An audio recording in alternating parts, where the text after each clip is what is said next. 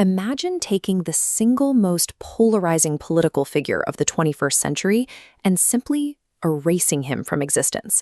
No red MAGA hats, no Truth Social, no chaotic late-night tweets.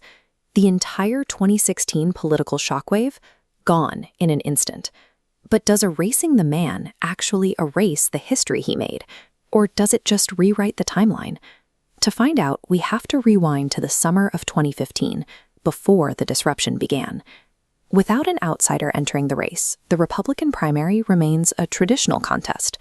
Early 2015 polls showed the establishment firmly in control, with Jeb Bush leading the pack at 22%, followed by Marco Rubio at 15%.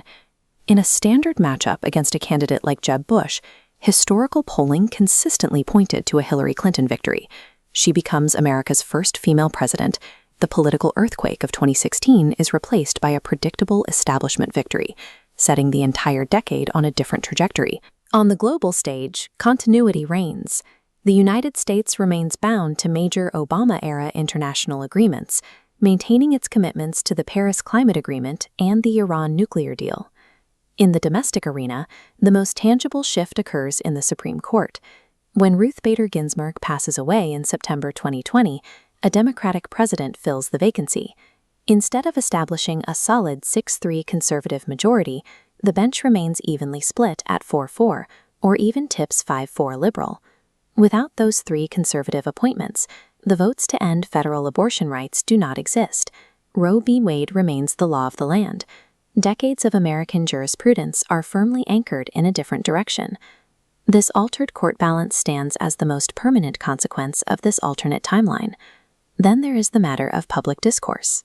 While media skepticism existed long before 2016, the aggressive, top-down weaponization of anti-press rhetoric never reaches the Oval Office. Google searches for the phrase fake news flatline entirely until 2016, then suddenly explode. Right beneath it, Gallup data shows American trust in mass media plunging to 34% by 2021. Without a sympathetic voice at the highest level of government, fringe conspiracy networks and alternative social media echo chambers lose their primary catalyst. They struggle to find a mainstream foothold. This directly alters the events of January 6, 2021. Without the specific pressure of the Stop the Steal movement rallying against the election certification process, the march on the Capitol does not happen. The nation avoids a violent constitutional crisis. The immediate political threat to the certification process vanishes, though the quiet of this timeline hides the specific tensions that eventually move to the forefront of this story. Internationally, the era of unorthodox, highly personalized diplomacy vanishes.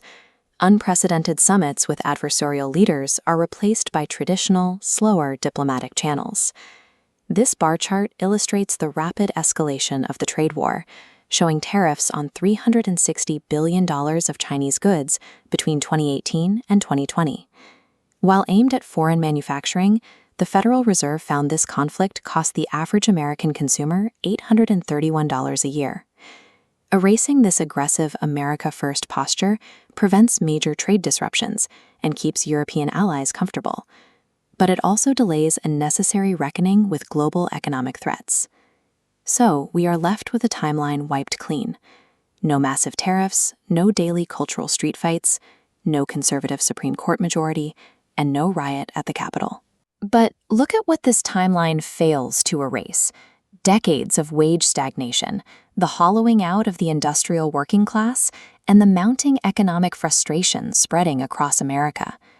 The defining political figure of this era was a symptom.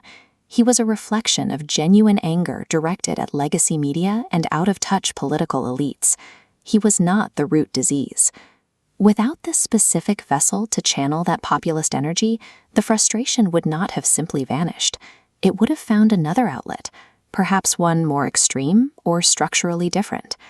The core of this experiment shifts away from the man himself and toward the societal conditions that necessitated his rise, and whether any of those conditions have actually been addressed.